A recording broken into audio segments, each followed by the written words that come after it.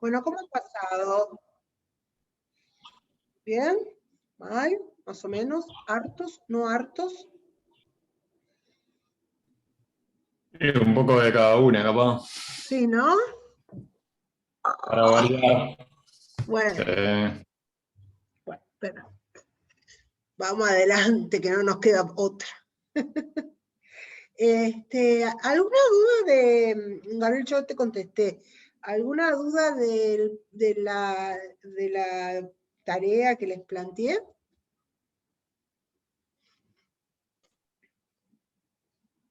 Siempre me pueden preguntar vía mail. Hola Sheila. Y vieron que ya tienen cargado en el aula todos los Zoom que hemos tenido y todos los materiales. ¿Está? Así que eso es una cosa de apoyo que está buena.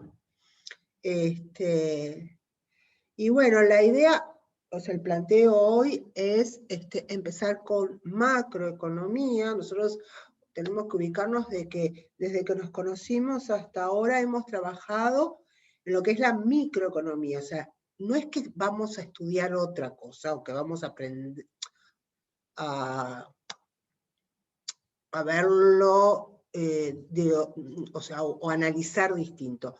No, básicamente el fenómeno económico sigue siendo el mismo, ¿no? O sea, seguimos teniendo como gran encabezado la ciencia económica, con su característica que es una ciencia social, de que tenemos necesidades ilimitadas, con recursos limitados, y que a través de las actividades humanas se intenta satisfacer, y ese es el problema económico que perdura y perdurará per se, que es ese enfrentamiento de necesidades ilimitadas versus recursos escasos.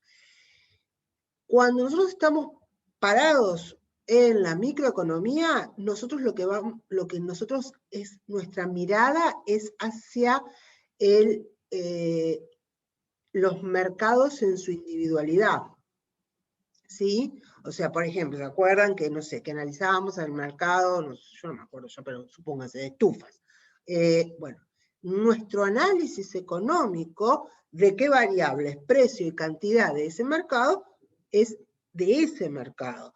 Cuando, Gabriel, me hiciste la consulta que con el tema del oligopolio, yo les hice la aclaración. Bueno, entonces tu mercado no es hotelería, sino esas hoteles con esas características. O sea que seguimos analizando, seguimos mirando el problema económico, pero desde el punto de vista de los mercados individuales. ¿Sí? Cuando pasamos a la macroeconomía, seguimos tratando de analizar el problema económico, pero ahora desde una mirada que es global, es toda la economía. Cuando hablamos de toda la economía, hoy en día podemos estar hablando, por supuesto, de la economía de un país, podemos estar hablando de la economía de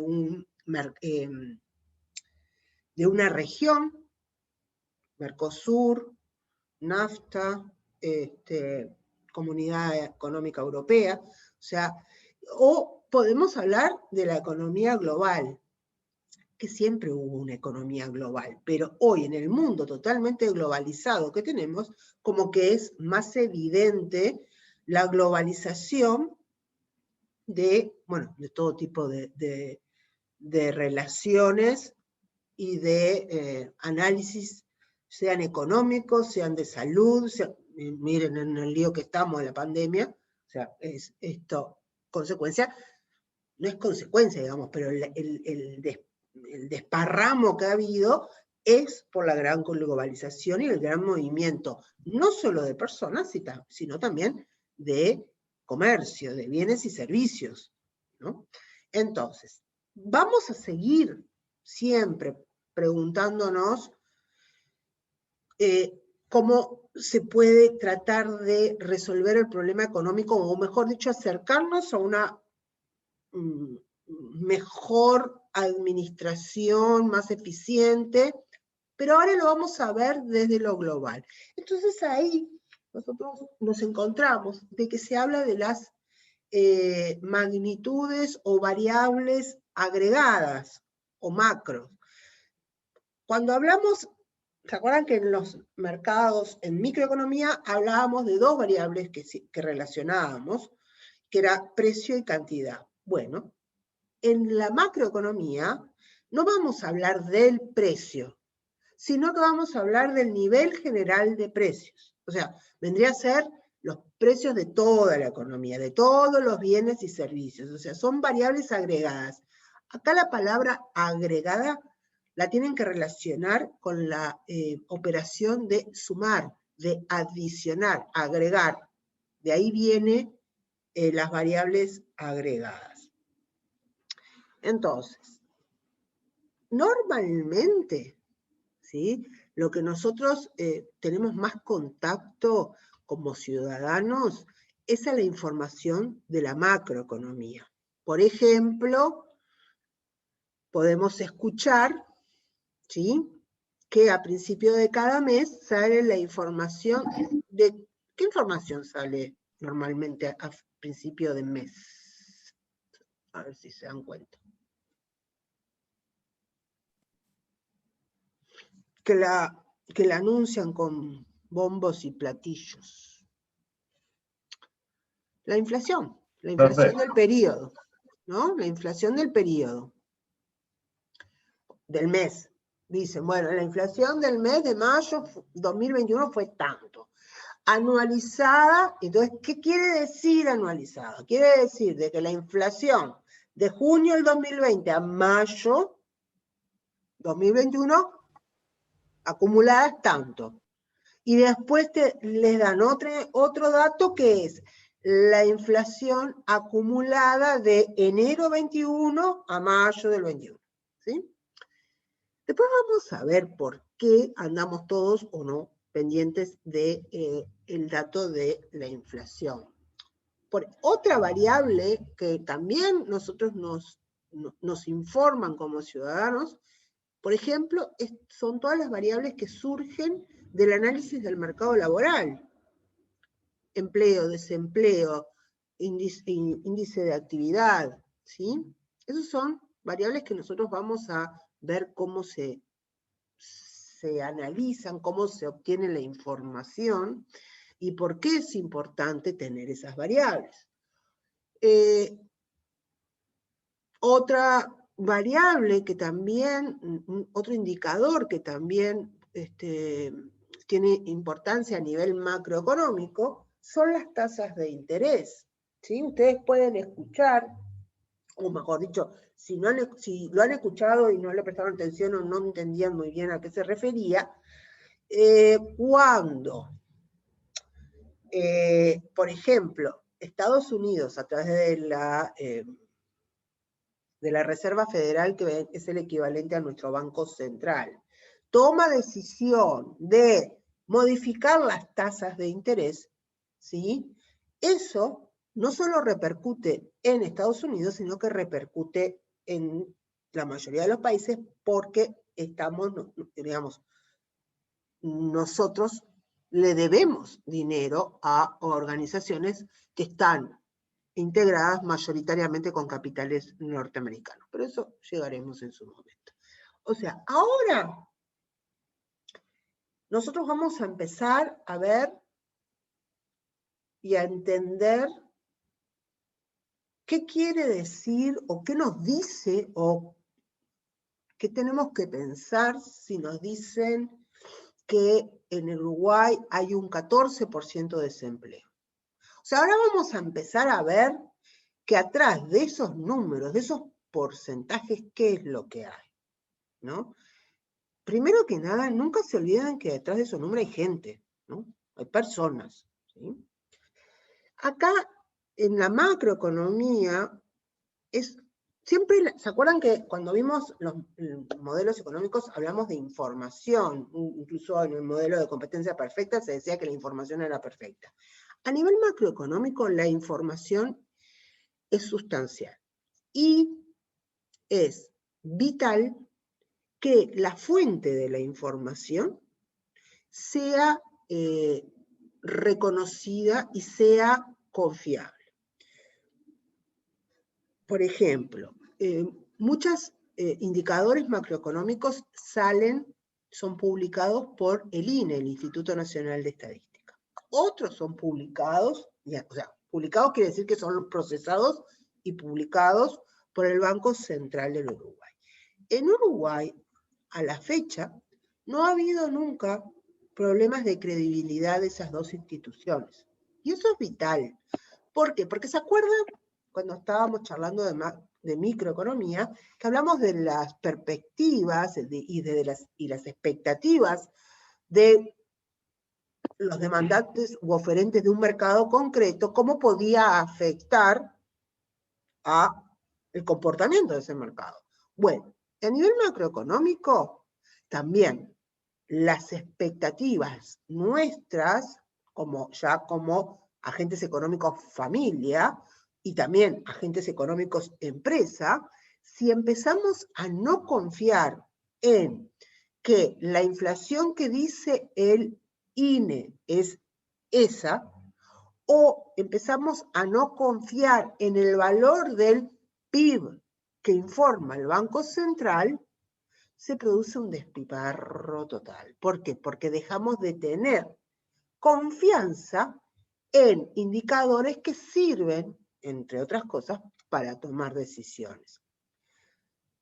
No sé si ustedes recuerdan que yo no me acuerdo, pero fue a fines del gobierno el último gobierno de Cristina Kirchner, que ya no se confiaba, o sea, lo dijeron los propios políticos argentinos, lo dijo, y el gobierno dejó de publicar el equivalente a nuestro Instituto Nacional de Estadística. Se empezó a sospechar de que los números estaban retocados y se dejó de creer en ellos. Y eso trajo una cantidad de problemas en cuanto, por ejemplo, a inversiones. O sea, si vos no tenés confianza en la información oficial, está jorobado invertir en un lugar donde no te dan lo que comúnmente ustedes pueden haber escuchado, y muchas veces en los discursos, lo que es la confiabilidad jurídica, institucional, ¿no? ¿Qué quiere decir, por ejemplo, la seguridad jurídica? De que los contratos sean reconocidos, ¿sí? Y que sus condiciones se ejecuten, ¿no? Que haya un marco jurídico que respalde. Entonces, nosotros lo que vamos a hacer con estos estudios, con el análisis macroeconómico, vamos hoy a empezar a conocer qué es el PIB, ¿sí? Después vamos a ir hacia analizar qué es la inflación, y por último vamos a ver el mercado laboral, que es un mercado re interesante de analizar, y que aparte todos estamos involucrados en él. Bueno, después de esta presentación que me quedé sin, empecemos nuestra charla habitual. A ver, gente, ¿qué entienden? Cuando yo estaba en facultad, años A, se le decía PBI. No sé cuándo se cambió y ahora se dice PIB, pero a mí a veces me cuenta, entonces me sale el PBI. Pero, a ver, ¿han oído hablar del PIB, del PBI? ¿Qué creen que es o saben lo que es? Yo cuando hice, Valentina. perdón, cuando hice sexto economía di todo lo que sería, lo que vamos a empezar a dar, pero no me acuerdo de nada.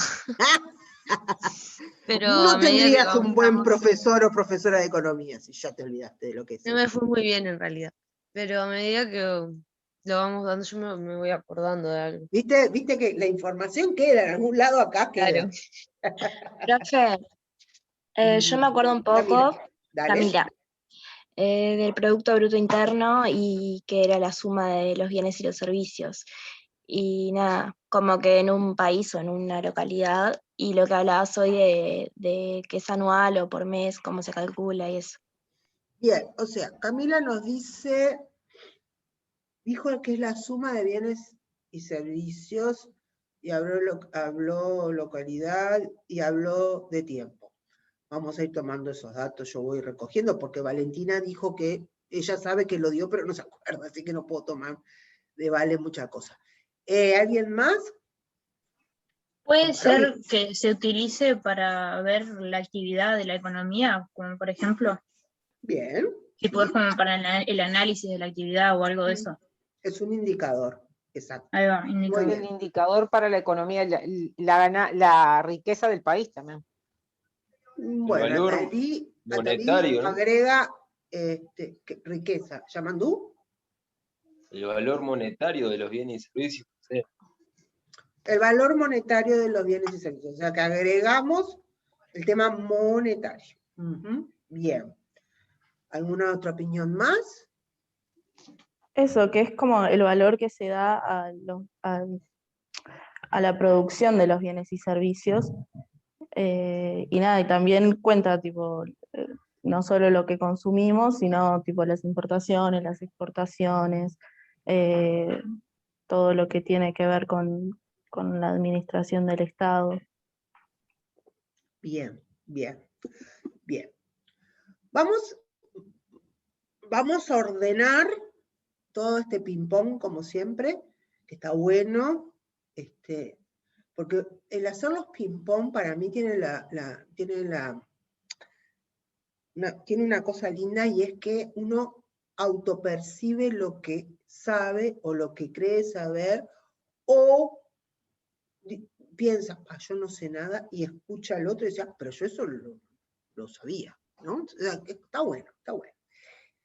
Vamos primero a decir lo que quiere decir esta sigla, PIB o PBI. Quiere decir Producto Interno Bruto o Producto Bruto Interno. Ahí ya nos da algunas pistas para ir descifrando qué es esto. Primero que voy a empezar con la palabra interno, ¿sí? Este indicador tiene frontera.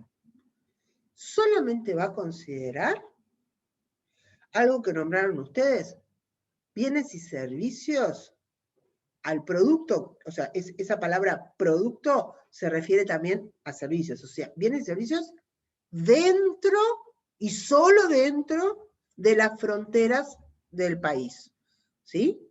Si estamos hablando de que se quiere, por ejemplo, si se calcula el PIB del Mercosur, bueno, va a ser dentro de las fronteras del mercado común del sur, ¿tá? O sea que hay una limitación geográfica, ¿sí? Interno quiere decir eso, que es solo dentro de esas fronteras.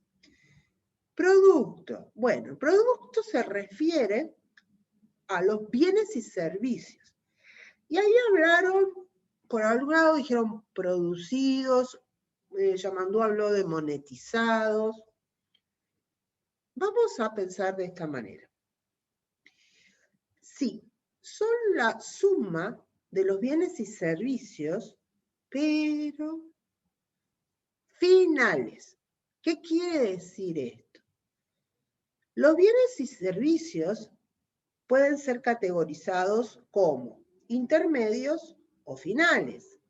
Los intermedios son aquellos bienes, básicamente bienes más que nada, pero también pueden haber servicios, que no pueden ser consumidos en ese estado, sino que necesitan de un proceso para convertirse en bienes finales que están prontos para su consumo, ¿sí? Entonces, el PIB va a considerar solamente los bienes y servicios finales, ¿sí? Producidos en una economía, bueno, ¿qué quiere decir ahí? En un límite, en un país, en una región, en un periodo de tiempo. Por lo tanto, el PIB es una variable que tiene una dimensión geográfica y una dimensión temporal. ¿Sí? Es una foto en un momento dado.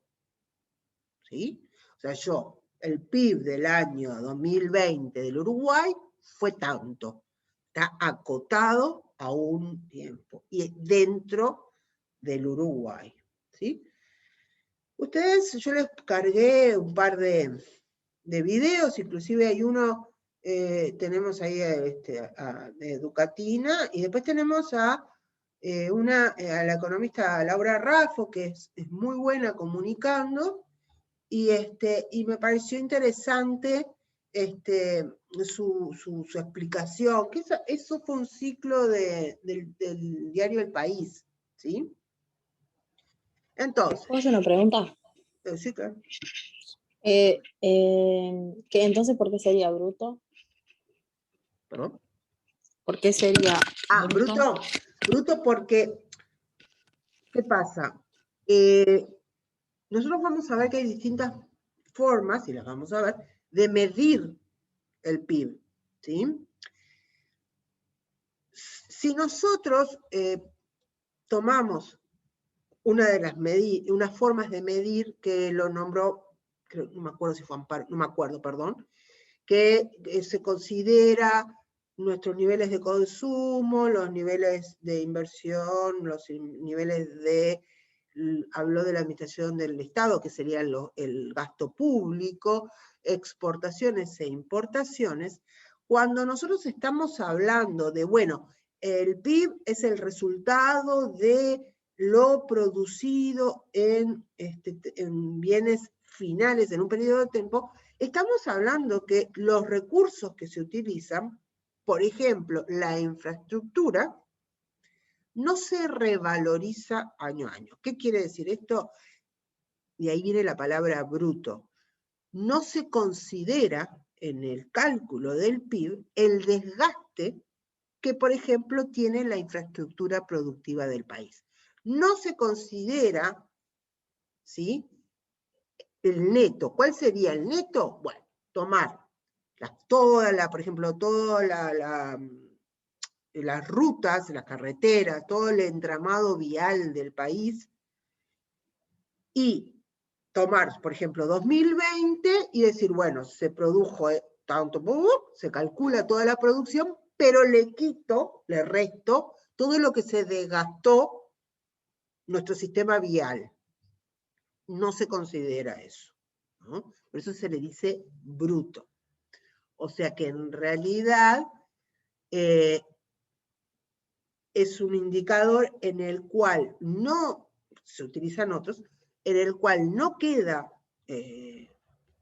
reflejado en él si hay, o sea, qué estado de mantenimiento tiene nuestra infraestructura para producir, por ejemplo. Que de alguna manera está reflejado porque, bueno, no explícitamente, pero si vieron que en Uruguay y uno de los grandes problemas que tenemos los países hoy emergentes, antes en vía de desarrollo, antes subdesarrollados, antes del tercer mundo, o sea, nos han cambiado el nombre, pero seguimos igual, más o menos. El problema de las inversiones, o sea, que no hay grandes inversiones, o sea, no hay capital de inversión, y entonces tenemos de repente, pienso, porque, bueno, he tenido la suerte de recorrer un poco nuestro país, y hay lugares en que uno no puede transitar, ¿sí? O sea, esa mala calidad de nuestras rutas no es, ¡ay, se me rompe el auto! No, no es en la individualidad, sino que eso implica roturas, por ejemplo, sí, de mi auto lloro y me pongo mal, pero de las empresas, por ejemplo, de transporte, de carga, y todo, tienen un costo de mantenimiento de su flota mucho más alta que si las rutas estuvieran en condiciones óptimas. O, por ejemplo,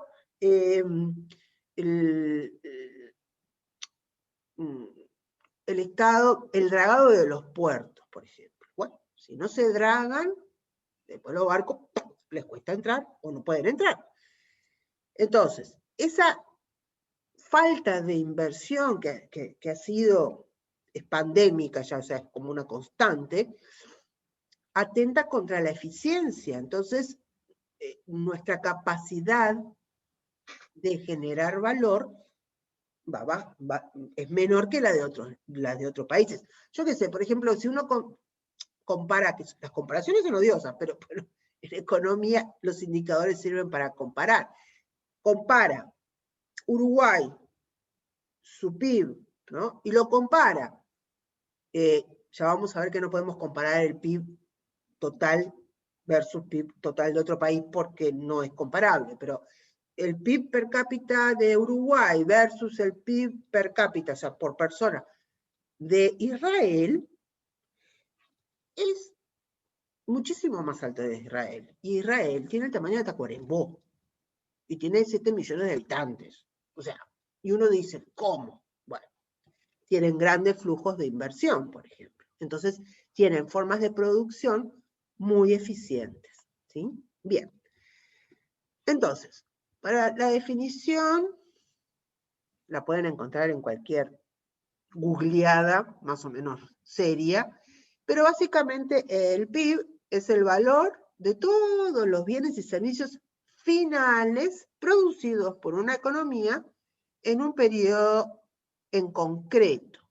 Normalmente se mide a nivel anual. ¿Sí?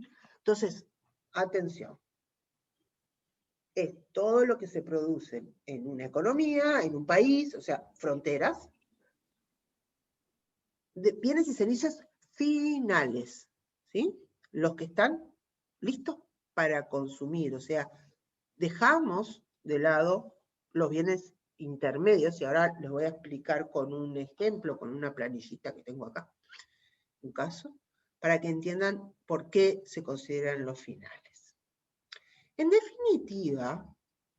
Entonces, es el valor de todos los bienes y servicios finales en un periodo de tiempo. Producidos en una economía o en un país en un periodo concreto de tiempo.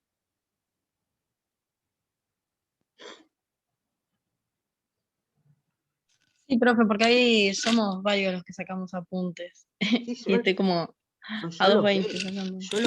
yo los veo. Estamos- Y trato de hablar despacio, pero también tienen la Yo al ventaja menos de que estoy después yo sacando- les subo la Estoy grabación. sacando apuntes. Pero, Y tenemos que ver la clase 2 veces. ¿En serio? ¿para qué la grabo? No, ¿Para qué la grabo? porque alguien no la pudo ver. Mira, yo les voy a compartir, a Talí después te voy a mandar, una colega que es actriz, que está haciendo unos videos desopilantes con todas las cosas que nos están pasando como profesores. Van a ver todas las cosas que paso yo. Y ahora me dicen que no quieren ver la clase 2 veces. Bueno, de todas maneras, ustedes, yo les voy a subir material teórico, pero a mí lo que o sea, por supuesto que pueden sacar apuntes, pero piensen de esta manera, o sea, es un indicador de todo lo que se produce en el país y que se considera solo los finales, ¿sí? En un periodo de tiempo, o sea, concreto, y dentro de un país. ¿Qué quiere decir entonces interno? Vamos a ir. Vamos a suponer que estamos calculando el PIB de Uruguay, ¿sí? Entonces, no importa para nada el origen del cristiano o musulmán o lo que sea que esté produciendo, que sea el dueño de la empresa que produce. Puede ser un suizo, un argentino, un brasilero, no importa. Él o la empresa con esos capitales extranjeros produce dentro de Uruguay, se toma para el Producto Bruto Interno uruguayo. ¿Ah? Si hay uruguayos, capitales uruguayos, instalados fuera de las fronteras de Uruguay, Bolivia, Francia. No importa que sean uruguayos y tengan el pasaporte y la cédula y la credencial. No, eso que producen fuera del Uruguay no se considera en el PIB uruguayo. Solo interesa, solo se considera lo que se produce dentro de las fronteras del país, sin importar el origen, la nacionalidad, ¿sí? Ni de los capitales ni de las personas. ¿Ah? Esto es bien importante tenerlo en cuenta. No importa, no importa. Ojo, ojo con eso, porque muchas veces se confunde el PIB, ¿no? De que, por ejemplo, yo qué sé, ustedes pueden escuchar, y es real, que el PIB uruguayo, en los años en que se construyeron las distintas fábricas no se llaman, plantas de celulosa, ¿sí? El PIB uruguayo creció, y creció bastante. No importa que sean finlandeses, no importa.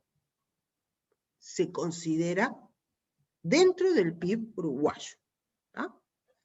Eso no quiere decir de que, no estoy hablando de qué hacen los finlandeses con lo que ganan.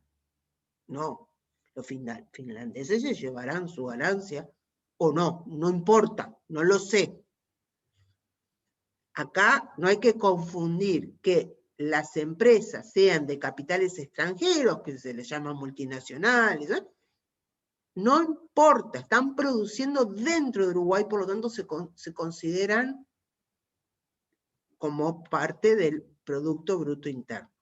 Eso es independiente de lo que resuelvan sobre el resultado económico de su actividad. ¿Entienden la diferencia?